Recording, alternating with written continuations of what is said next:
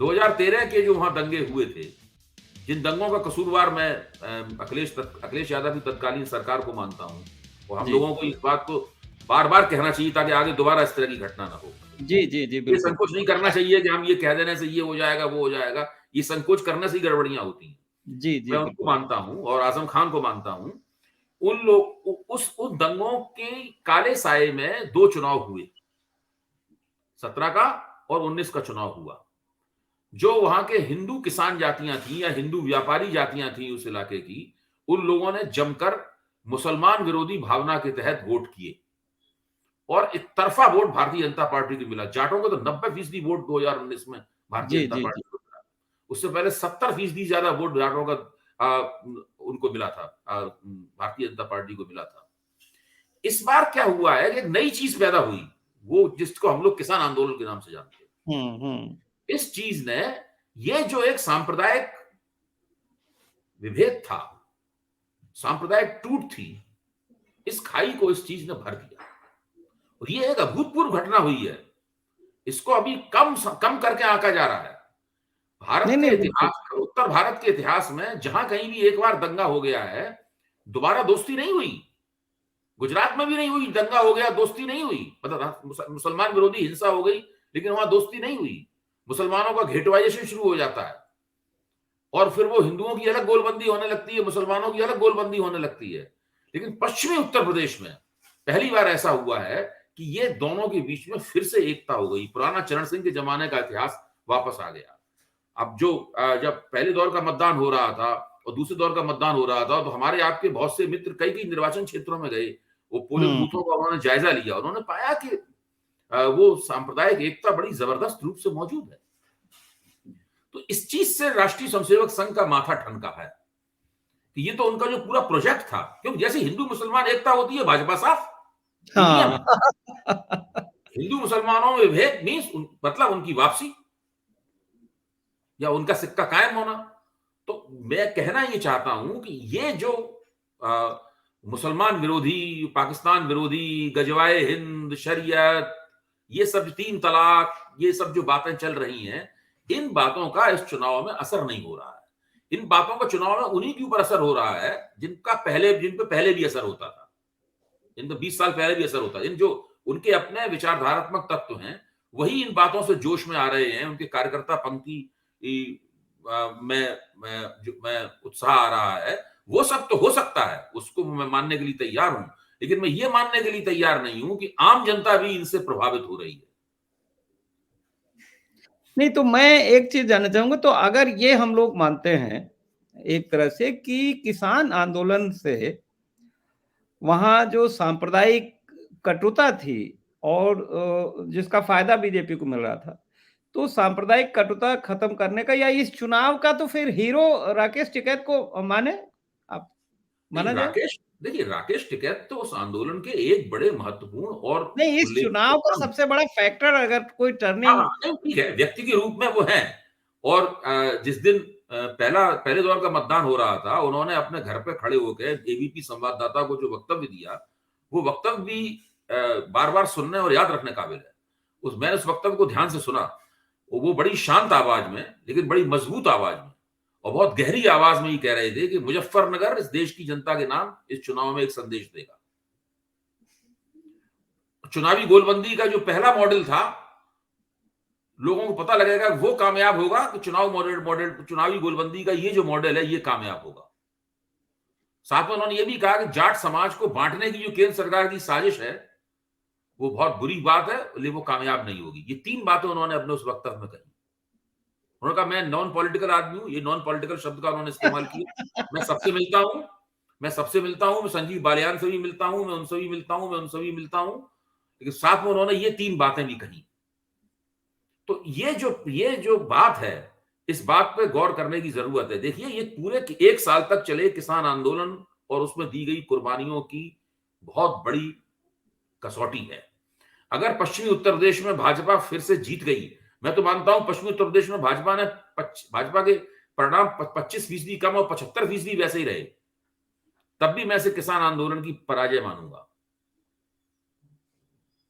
लेकिन अगर अगर हम ये मान लें कि किसान आंदोलन ने इस चुनाव का एक तरह से जो मतदाताओं का एक निर्णायक बिंदु या एजेंडा बदल दिया, हम ये अगर हम मान लें, तो ये तो फिर बीजेपी के लिए एक पूरे देशव्यापी मतलब खतरे की घंटी हो जाएगा ना फिर। इसीलिए तो मैं कहता हूं, मैं कई बार कह चुका हूं आपके मंच पे, तो आज पहली बार मुझे बोलने का सौभाग्य प्राप्त हुआ है। इसीलिए तो मैं कहता हूं कि उत्तर प्रदेश में जो तथाकथित डबल इंजन की सरकार है, वो डबल एंटी इनकम्बेंसी का सामना कर रही है। एक एंटी इनकम्बेंसी आदित्यनाथ की सरकार प्रशासन की शैली के खिलाफ है, उनकी अपनी राजनीति के खिलाफ है, और दूसरी एंटी इनकम्बेंसी मोदी जी के खिलाफ है। क्योंकि अगर किसान आंदोलन की वजह से लोग भाजपा से नाराज हैं, तो वो तो आदित्यनाथ की वजह से, आदित्यनाथ का तो किसान आंदोलन में कोई योगदान नहीं है, वो तो मोदी जी ने कृषि कानून बनाए थे, इसकी वजह से किसान आंदोलन हुआ। इसी तरीके से अगर महंगाई बेरोजगारी की वजह से लोग परेशान हैं, तो उसमें आदित्यनाथ जी की सरकार का भी योगदान है, और साथ में उससे ज्यादा बड़ा योगदान मोदी जी की उस नीति का है, जिसके जरिए बहुत महंगे, जो तेल के दाम बहुत महंगे किए गए, लगातार बड़े पैमाने पर उससे राजस्व कमाया गया। और भाजपा के केंद्रीय प्रवक्ता, उनका क्या नाम है, गोपाल जी जो है, उन्होंने मुझसे बहस करते हुए टीवी पे कहा कि ये हमारी इन्फॉर्म चॉइस है। इन्फॉर्म चॉइस है, ये हमारी इन्फॉर्म चॉइस है। तो हम लोग बहुत उनके ऊपर गरजे बरसे, लेकिन वो लगातार ये कहते रहे कि ये हमारी इन्फॉर्म चॉइस है, हम इसके ये जरिए ही जो राजस्व वसूल ये रहे हैं, इन्फॉर्म आमदनी चॉइस बढ़ा है। रहे हैं सरकार की, उसके जरिए हम जनता की सेवा करेंगे। तो वो ये तो इन्फॉर्म चॉइस है या अहंकार है कि हम जो चाहें करेंगे? क्योंकि देखिए, डिमोनेटाइजेशन हुआ, उनको कोई पॉलिटिकल नुकसान नहीं हुआ। पिछली बार लॉकडाउन हुई हुआ और सब चीजें तमाम हुई, उनको लगता था कि हमारा पॉलिटिकल नुकसान नहीं हो रहा। तो कहीं ऐसा नहीं, तो वो टेकन फॉर ग्रांटेड उन्होंने ले लिया कि जनता को, देखिए, या उनके एक पास अहंकार। जब डिमोनेटाइजेशन हुआ था, उस वक्त उनके पास एक बड़ा जबरदस्त सामाजिक गठजोड़ था, जिसने डिमोनेटाइजेशन की समस्याओं को कवर कर दिया। मतलब डिमोनेटाइजेशन का से जो नुकसान हो सकता था, उस नुकसान ने उस सामाजिक गठजोड़, भाई उस वक्त तो ओम प्रकाश राजभर वगैरह सब इन्हीं के साथ थे ना, स्वामी प्रसाद और बीजेपी बीएसपी छोड़ के हाँ, इनके पास चले गए थे। ये सब लोग, दारा सिंह चौहान हो, कोई हो, सारे नौनिया चौहान वगैरह सब लोग इनके साथ चले गए थे। तो हम्म। अभी मैं कह रहा हूं कि भाजपा का जो साबुत वोट था, जो एक सबसे बड़ा सामाजिक गठजोड़ भाजपा के पास था, जिसने उनको 41 से 51% का वोट दिया। नहीं, तो इसमें आप इस राजनीतिक बार क्या समझ है, में। मैं ये कहना चाहिए चाहता हूं कि इस बार क्या है, कि इस बार वो मानते हैं कि इस बार हमारे पास लाभार्थी हैं, नहीं, मैं ठीक है, मैं हम ये कह रहा हूँ। लाभार्थियों की अर्ली रिकवरी कर लेंगे।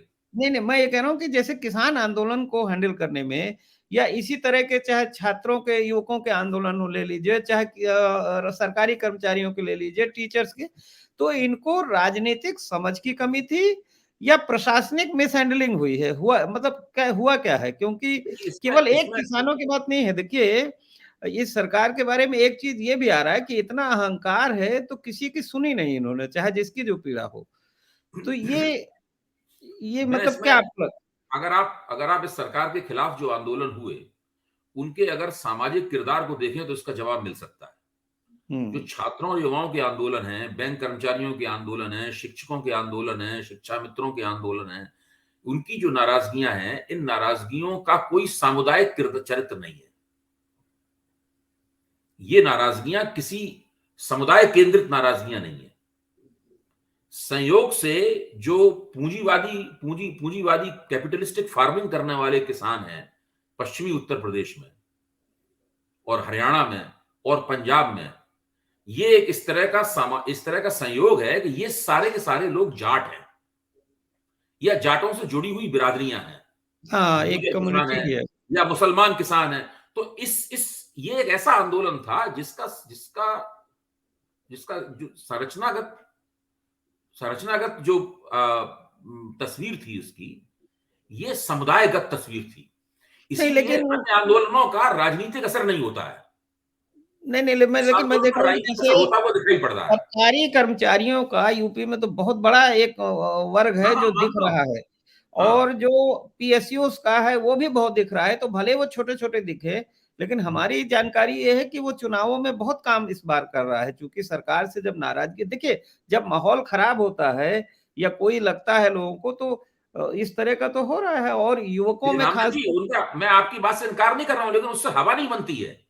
हाँ किसान आंदोलन वाले मसले से जो हवा बनी है, देखिए भाजपा भाजपा तो 90% स्ट्राइक रेट पहले दौर में ही कायम कर लेती थी। हाँ यहां से मोमेंटम बनता चला जाता था और उनकी जीत जो थी ना वो स्नोबॉल हो जाती थी। वो पूर्वी उत्तर प्रदेश तक जाते जाते 300 सीटों में पहुंच जाती थी जीत उनकी। इस बार क्या हुआ कि यहाँ डिफीट होने की का अंदेशा है और डिफीट स्नोबॉल होनी शुरू होगी। वो पूरी उत्तर प्रदेश से जाते जाते पता नहीं कहां तक पहुंचेगी। नहीं तो तो मैं वही कह मैं रहा कह हूं रहा हूँ कि ये जो जिस जो तरह जीत। भावनात्मक मुद्दा दब जाने से, हिंदू मुस्लिम मुद्दा दब जाने से, मेरा ऐसा मानना है कि चाहे किसानों के मुद्दे हों, चाहे वो बेरोजगारी का मुद्दा हो, चाहे महंगाई का मुद्दा, ये सब मुद्दे उभर के आ गए हैं और ये काम कर रहे हैं, मुझे लग रहा है। तो आपका भी ऐसा देखिए मानना है इसमें की कि फैक्टर जो है, इसके अंदर जो की फैक्टर है, जो गेम चेंजर है इसके अंदर, हाँ वो हाँ, किसान आंदोलन है। किसान आंदोलन है, बिल्कुल है। अगर किसान आंदोलन नहीं होता तो फिर ये बहुत सी बातें जो आज प्रभावी नहीं हो पा रही हैं, ये काफी कुछ प्रभावी होती और वो शायद बहुत सारी बातों को अपने नीचे दबा लेती जिनको अभी आप रेखांकित कर रहे हैं। तो शायद वो किसान आंदोलन से ट्रिगर एक पॉइंट है, ये, वो ट्रिगर है। किसान हाँ आंदोलन नहीं, ट्रिगर है, जिसकी वजह किसान से सब ये आंदोलन शुरू हुआ। से किसान आंदोलन से क्या इस तरह का एक मैसेज लोगों ने ग्रहण कर लिया कि मोदी जो किसी की नहीं सुनते हैं, कहीं नहीं झुकते हैं, बिल्कुल अपने मन की करते हैं होगी, उनको भी झुकाया या दबाया जा सकता है, मतलब ऐसा मैसेज गया आपको देखिए लगता किसान आंदोलन की वजह से इतनी बेचैनियां भाजपा में और राष्ट्रीय स्वयंसेवक संघ में थी, इसकी कोई सीमा नहीं। संघ वाले भी मोदी से कह रहे थे कि भाई कुछ करो, कुछ कुछ तो ऐसा करो जिससे कि ये सब बंद हो। आप देखिए ना, दिल्ली 3 तरफ से घिरी हुई थी, कभी हुआ भारत के इतिहास में ऐसा? 3 है? तरफ से दिल्ली की सीमाएं रुकी हुई थी और 1 साल तक रुकी रही। सरकार सारे हथकंडे इस्तेमाल करने के बावजूद भी उनको हटा नहीं पाई। वो लोग भी नहीं हटे। तरह-तरह के मौसम आते रहे लेकिन वो लोग अपनी जगह पे, उनमें लोग मरते भी रहे, बीमार भी हाँ पड़ते रहे, बहुत सारे विवाद भी हुए, लेकिन वो सारा कुछ हुआ नहीं। तो ये सब जो एक अभूतपूर्व किस्म की राजनीतिक गतिविधि हुई, इससे जो एक ऊर्जा निकली, ये ऊर्जा एक अलग तरह की, इस ऊर्जा का दर्शन हम लोगों ने पहले कभी नहीं किया था। देखिए हम सब लोग पत्रकार हैं, समीक्षक हैं या समाज वैज्ञानिक हैं, चाहे कोई भी हमारा नाम हो, चाहे कोई भी हमारी श्रेणी हो, हम लोग बहुत सारी छोटी-छोटी बातों में उलझे रहते हैं। लेकिन जो बड़ी बात हुई है, वो बड़ी बात ये हुई है। इसके साथ बहुत सारी और बातें जुड़ी हुई हैं, जो इस बड़ी बात को और प्रभावी बना रही हैं या वो बड़ी बात हम्म। उन छोटी चीज़ों को और प्रभावी बना रही है। नहीं तो और क्या मुद्दे आपको लगते हैं यूपी चुनाव में हुँ। ये बीजेपी सरकार के से अगर लोगों को मतलब दूर हटके लोगों का मन बदल रहा है, तो क्या इसमें एक ओबीसी वर्ग में कोई इस तरह की भी फीलिंग जा रही है कि इनका आगे चल के आरक्षण खत्म कर सकते हैं, या ओबीसी को सत्ता में हिस्सेदारी नहीं दी, या योगी जी ने शासन को बिल्कुल ऐसे चलाया कि जो बिल्कुल सामंती ढंग से चलाया, मतलब ये जो तबका रहा वो तो हम आपका मानते हैं, किसान आंदोलन हम भी समझते हैं, लेकिन ये जो तबका निकल के गया, जो ये मौर्य है या सैनी है या राजभर है, ये और तमाम महान दल वाले भी है, तो ये क्यों रूठे? ये इनके रूठने का क्या कारण आपको लगता है?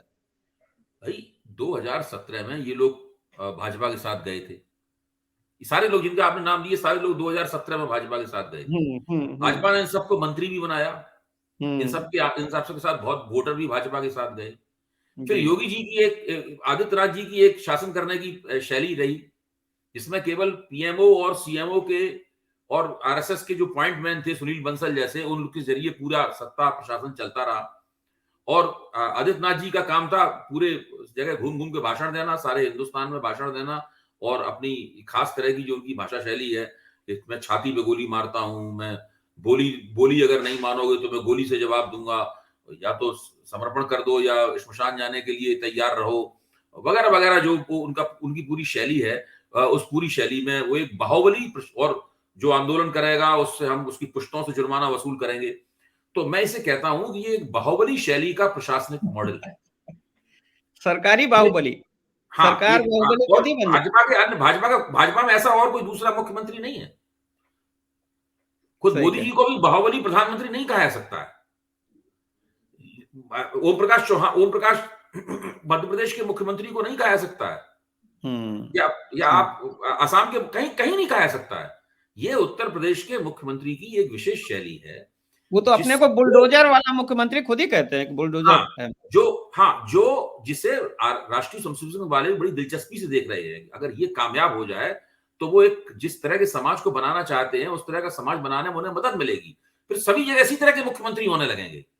भाई अगर अगर इस प्रकार की बाहुबली शैली का प्रशासन चलाकर कोई व्यक्ति एंटी इनकम्बेंसी का मुकाबला करके दोबारा उत्तर प्रदेश का चुनाव जीत सकता है, तो बाकी जगह भी सोचेंगे कि यही किया जाए।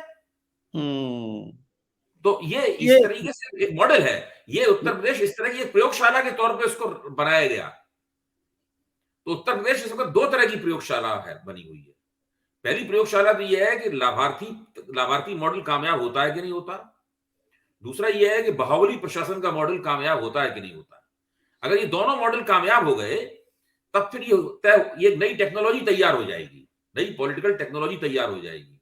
मैं एक चीज और छोटा सा पूछ लूं आपसे इसी में, क्या इसके पीछे एक मंशा ये भी थी कि भाई अब मोदी जी आगे चल के 75 साल के हो जाएंगे या 2024 के, तो एक मोदी जी का एक नया उत्तराधिकारी भी तैयार करने की क्या संघ की रणनीति, और उस चक्कर में जो गवर्नेंस का था कि भाई गवर्नेंस हो, कल्याणकारी राज्य हो, सब थोड़ा वो मिले, वो उसकी अनदेखी की गई। देखिए हम और आप अच्छी एक देश भर तरीके में से चुनाव, देश भर में आदित्यनाथ जी के गुरु थे महंत अवैधनाथ, जी जी उनकी संघ से बहुत पटती नहीं थी। हाँ, बिल्कुल नहीं पड़ती थी। वो तो जब हिंदू जो राम महासभा, जन्मभूमि आंदोलन था, हिंदू महासभा के वो उसमें थे। महंत अवैधनाथ की महत्वपूर्ण भूमिका थी। और जो मगर वो देवरस तो जी थे, हिंदू महासभा पार्टी से रहते थे, वो बीजेपी में तो बहुत हाँ, बाद में आए भी कि नहीं आए नहीं, फॉर्मल आप ठीक मेंबर। कह रहे हैं। तो वो जो किताब लिखी है, वो जो अयोध्या के फैजाबाद के बहुत मशहूर पत्रकार थे, उन्होंने जो पुस्तक लिखी है, हम दोनों मुझे यकीन है कि आपने भी पुस्तक पढ़ी होगी, मैंने भी पढ़ी होगी। उसमें उन्होंने जो पूरा ब्यौरा दिया है, उस ब्यौरे में उन्होंने, जब वो डांटते हैं देवरस जी अशोक सिंघल को, कहते हैं कि तुम्हारा क्या हो गया, मैं तो तुम्हें बहुत अनुभवी स्वयंसेवक मानता था और तुम अवैधनाथ वगैरह के कहने पे जो है राम जन्मभूमि आंदोलन बंद कर देना चाहते हो। तो उस आंदोलन को जारी रखना चाहिए, क्योंकि इस आंदोलन से हिंदुओं में एकता बन रही, हिंदू एकता तैयार हो रही है। हमारा मकसद इस आंदोलन को ऐसे उन्होंने कहा हिंदुस्तान में इतने 150 राम मंदिर है, 151वां बन जाएगा। वो मंदिर बनाना थोड़ा कहते हैं उसमें, देवरस जी कहते दिखाया गया है कि 151वां मंदिर बन जाएगा। इससे क्या फर्क पड़ेगा? फर्क तो इस बात से पड़ेगा कि हिंदुओं में एक तरह की चेतना पैदा हो रही है, हिंदू होने की चेतना पैदा हो रही है, वो एकताबद्ध हो रहे हैं, इससे हिंदू राष्ट्रवाद को लाभ हो रहा है। तो ये आदित्यनाथ जी उस खित्ते से आए हैं जिसका संघ से पटती नहीं थी। अच्छा, अब संघ इनका इस्तेमाल कितना करेगा, किस हद तक करेगा, कैसे करेगा, ये सब बातें भविष्य के गर्भ में छिपी हुई हैं। नहीं, मैं जानना ये चाहता था। 4.5 साल बाद जब मोदी जी ने अपने एक अफसर प्रतिनिधि को, हम लोग उनका नाम यहाँ पे क्यों लें, जब वहां भेजा, आदित्यनाथ जी ने उसको कोई लिफ्ट नहीं दी, उसको टाइम देने से भी इनकार कर दिया, उसको उप मुख्यमंत्री बनाने से भी इनकार कर दिया। इन पिछले 6 महीनों में उन्होंने भाजपा आला कमान की कोई खास बात मानी नहीं है, उन्होंने नहीं मानी। सही है। यहां तक चुनौती भी देते रहे उनको एक तरह से वो, और उन्होंने अपना प्रचार दिल्ली में भी पूरा कर दिया, पूरे हिंदुस्तान में उनके होर्डिंग लगे हुए हैं, जब और किसी भाजपा मुख्यमंत्री का होर्डिंग नहीं आपको पूरे हिंदुस्तान में लगे हुए मिलेंगे। वो तो अमेरिकी पत्रिकाओं में भी उनका मैं आपसे ये जानना चाहता था इसमें यही कि जब बीजेपी संघ परिवार, यहाँ एक व्यक्ति की पार्टी नहीं है, ममता बनर्जी, नवीन पटनायक या अखिलेश यादव की, तो ये सब यहाँ मतदाताओं में, लोगों में, समाज में नाराजगी हो रही थी, एंटी इनकम्बेंसी बढ़ रही थी, तो इसका एहसास नहीं हो पाया मतलब बीजेपी के लीडर्स को, संघ के लीडर्स को कि भाई जमीन खिसक रही हमारे नीचे से। मैं अपनी बात को यही तो शुरू से कहने की कोशिश कर रहा हूं कि ये सब बातें लोगों को दिख रही थी, लेकिन उनका मानना था कि उनके पास एक नया हथियार है जो पहले नहीं था। ओके। उनका कहना था कि ये सब जो समस्याएं हो रही हैं, इनको लाभार्थी चेतना कवर कर लेगी। देखिए, भाजपा के तमाम प्रवक्ता जो निष्पक्ष पत्रकार के तौर पर मीडिया मंचों में पेश किए जाते हैं, मेरी बगल में बैठकर समीक्षा करते हैं, वो बड़े भले लोग हैं, मेरे पुराने मित्र भी हैं, मैं उनका सम्मान भी करता हूं। वो सब लोग बार बार कहते हैं कि चुनाव को देखने के दो तरीके हैं, एक तो यह है कि हम जाति और समुदाय की दृष्टि से समीक्षा करें, दूसरा एक नई चीज पैदा हो गई है, वो कहते हैं उस दृष्टि से समीक्षा करना सीखना चाहिए हम लोगों को। हम लोगों ने भाजपा ने लाभार्थियों का एक विशाल वर्ग तैयार कर दिया है। उनकी बात पूरी तरीके से गलत नहीं है। जो गैर भाजपा मुख्यमंत्री हैं, क्षेत्रीय ताकतें हैं, चाहे वो तेलंगाना के मुख्यमंत्री हो, चाहे वो उड़ीसा के मुख्यमंत्री हो, चाहे तमिलनाडु के मुख्यमंत्री हो, उन लोगों ने भी लाभार्थियों का इस्तेमाल करके एंटी इनकम्बेंसी का सफलतापूर्वक सामना किया है। बस उन्होंने इस बात को घोषणापूर्वक नहीं कहा कि लाभार्थी हमारे वोटर हैं। उन्होंने लाभ पहुंचाया, थोड़ा बहुत उन्हें फायदा हो गया और एंटी इनकम्बेंसी का मुकाबला करने में वो कामयाब रहे। भाजपा के जो प्रवक्ता लोग हैं, भाजपा के नेता हैं, वो इस बात को घोषणा पूर्वक कह रहे हैं पहली बार कि ये जो लाभार्थी हैं ये हमारे वोटर हैं, हमारे मतदाता हैं।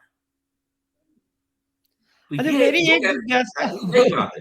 जी हाँ, जी बिल्कुल। मेरी एक जिज्ञासा और है कि जी। कहीं ऐसा तो नहीं है, चूंकि यूपी में जो विपक्षी नेता हैं, चाहे मायावती हो चाहे अखिलेश यादव, 6 महीने पहले तक, ये रैलियां वैलियां से पहले तक जी। बिल्कुल ऑलमोस्ट खामोश पड़े थे। लोग कहते थे कि यूपी में तो विपक्ष है ही नहीं और वॉक ओवर हो हाँ। जाएगा, है ना। हम्म। और मीडिया ने बिल्कुल चाहे उसको कंट्रोल मीडिया कहिए या जो कहिए, बिल्कुल जय जयकारा चल रहा था।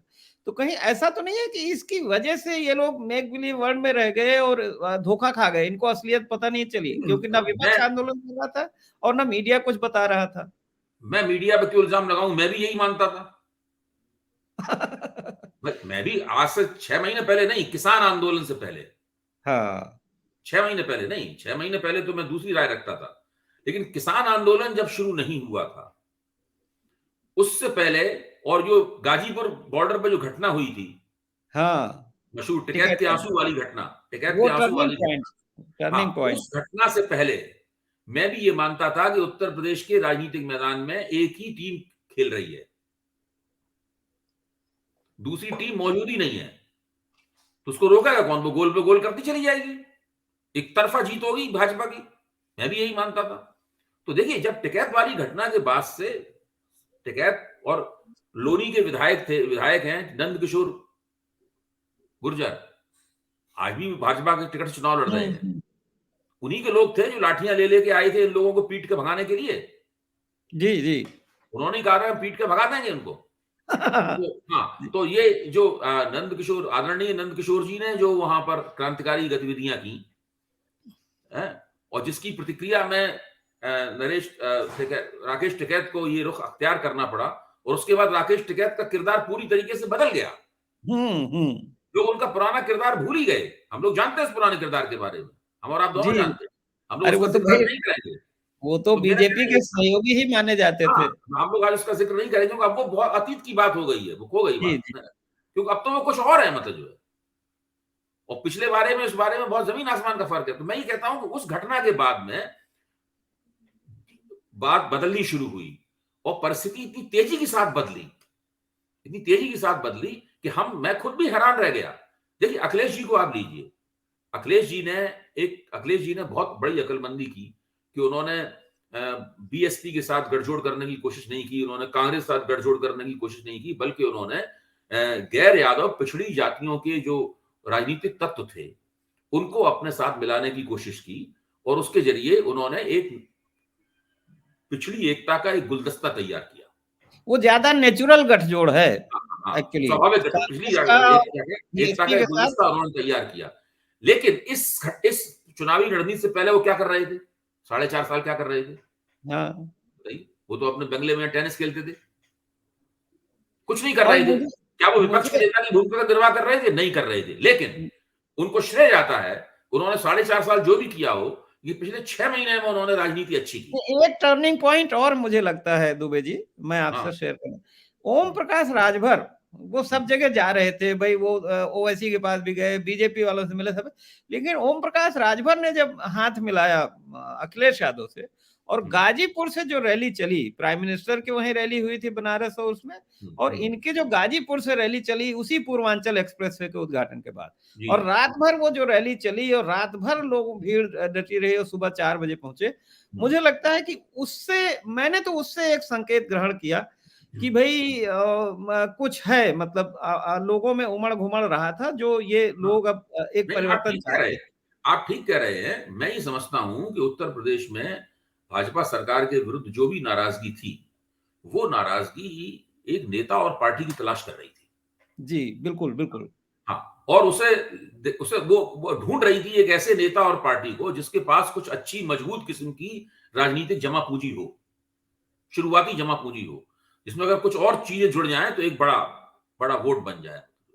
तो वो उन्हें मायावती में नहीं दिखाई दी, वो उन्हें कांग्रेस में नहीं दिखाई दी, वो उन्हें अखिलेश में दिखाई दी, और इसलिए दिखाई दी क्योंकि अखिलेश ने गैर यादव पिछड़ी जातियों के राजनीतिक तत्वों को मिलाकर एक ओबीसी का एक गुलदस्ता तैयार किया, जिसकी वजह से मुसलमान भी दृढ़ता पूर्वक जुड़ गए, उनके मन का संशय भी मिट गया। तलाश करने वालों में वो भी थे। तो उन्होंने तय किया कि हम बटेंगे नहीं, हम नहीं बटेंगे, चाहे ओवैसी आए, चाहे बीएसपी टिकट दे मुसलमानों को, कुछ भी दे, हम बटेंगे नहीं। आप देखिए, अगर पश्चिमी उत्तर प्रदेश में बहुजन समाज पार्टी ने इस तरह मुसलमानों को टिकट दिए हैं, अगर मुसलमान, भाई 10 मार्च को पता चलेगा हुआ कि नहीं हुआ, अगर मुसलमान वोटों का बंटवारा हो जाएगा तो भाजपा फिर उन निर्वाचन क्षेत्रों में आगे निकल जाएगी।